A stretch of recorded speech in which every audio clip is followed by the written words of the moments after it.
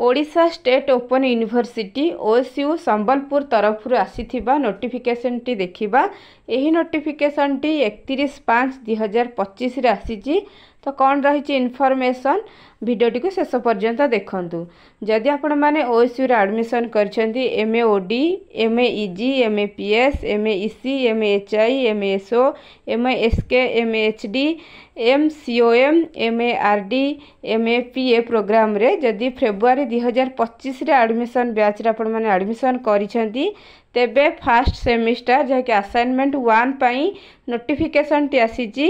आपण मानकर असाइनमेंट को ओएसयू रो एलएमएस पोर्टल रे जहा कि 29 जून 2025 पूर्व यह अपलोड करेंगे एवं यार हार्ड कॉपी को लेकिन स्टडी सेंटर रे आपन को दबा को पड़िबो 6 जुलाई 2025 पूर्व। हार्ड कॉपी को 6 जुलाई 2025 पूर्व नहीं कि स्टडी सेंटर रे देबे एवं ऑनलाइन रे एलएमएस पोर्टल रे मध्य 29 जून 2025 पूर्व यह को अपलोड करेंगे।